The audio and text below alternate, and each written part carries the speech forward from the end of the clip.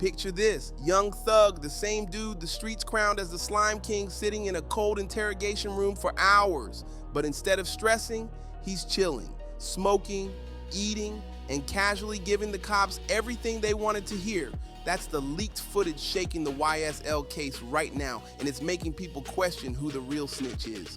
For the longest time, everybody labeled Gunna as the rat, but this tape, it might expose that the biggest informant in the room was the one running YSL from the start. Now Gunna is flipping this leak to tear down Thug's image, even connecting him to an Atlanta murder cover-up. And this ain't some quick 5-minute back and forth with the cops. Thug sat there for over 2 hours talking calm like he had nothing to hide. What's wild is how it all started. This wasn't even about the case at first. Cops grabbed Thug up on some terroristic threat charges at a shopping mall, but then the police hit him with the deal. We won't press charges if you talk. Instead of lawyering up or clamming shut, Thug actually agreed to sit down. He wouldn't sign a statement, but he kept on answering their questions, and that alone had everybody side-eyeing the situation. And here's the part that had folks bugging. Thug looked way too comfortable with those officers. Yeah, they were buttering him up, acting friendly, but Thug leaned into it, ordering food, smoking cigarettes, even complaining about the condiments they gave him. The vibe wasn't, I'm in trouble with the cops.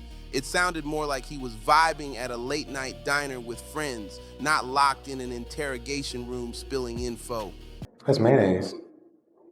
Hopefully mustard smell like honey. Oh, I mean mustard, that's what I mean, I'm sorry. Anybody who knows how rappers move when the feds got eyes on them could tell this wasn't normal at all. Most dudes lock their lips and go silent, but Thug, he was sitting there like it was just another sit down, cool as ever, like the cops were his business partners instead of investigators. But once he started name dropping, that's when the whole room shifted and things turned real heavy. Thug didn't just speak on randoms either. He brought up Pee-Wee Roscoe. Yeah, that Roscoe, the same guy tied to the notorious 2015 Lil Wayne tour bus shooting.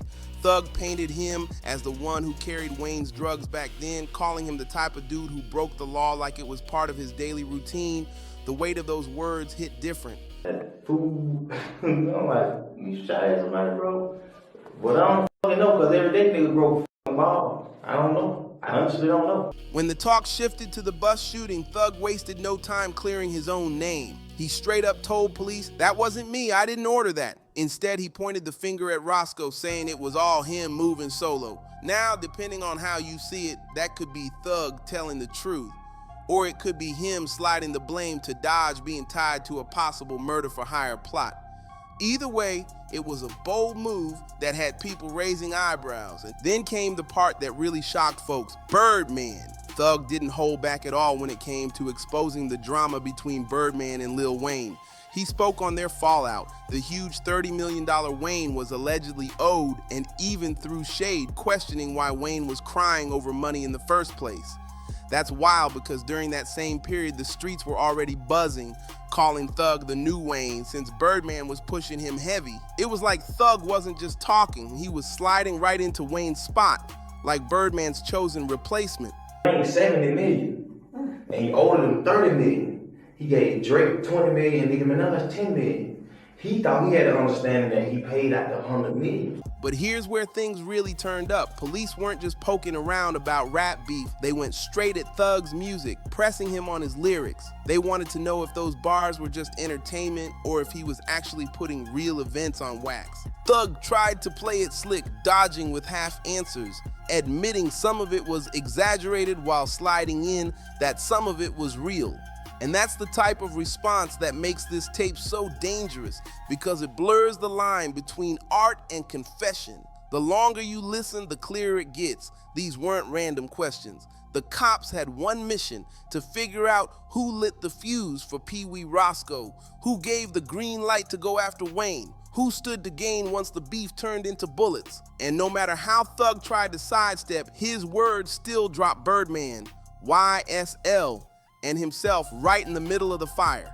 When this audio leaked, the internet exploded. Fans were quick to slap the snitch label on Thug, but the truth is way messier than that. Pee-Wee Roscoe himself, the one caught up in the tape, stepped in to defend Thug. He even said Thug was clean as Listerine. In Roscoe's eyes, Thug wasn't snitching at all, just handling the interrogation how he thought he should, keeping it real and trying to protect a close friend who got heat thrown his way. Roscoe claims the audio was twisted up by somebody who didn't even hear the full context. When I was locked up and Jeff was locked up, we went viral when they was like, that's the type of friend you want. He was like, man, Roscoe ain't told y'all the damn thing.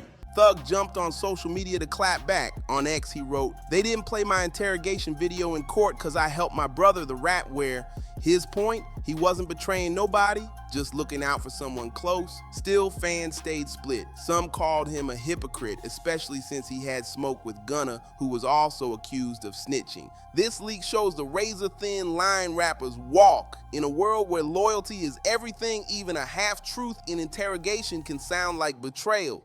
With YSL in the mix, the stakes climb higher. Some say the tape ties into a bigger murder cover-up, with Thug's name stamped all over it. And that's the brutal part. Young Thug's case goes deeper than music beef or one crime.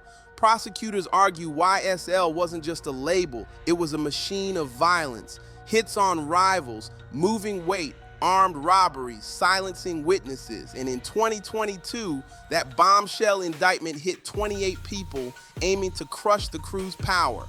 Thug was painted as co-founder and leader, pulling young dudes into a deadly world where crime and music overlapped. The human cost? May 18, 2024, tragedy struck. A mistaken hit left a young mom dead, her 2-year-old watching. Prosecutors say YSL member Jamal Baker and 2 others sprayed 30-plus shots at the wrong car, killing 21-year-old Naja Sapphire Cox, who had nothing to do with gang life.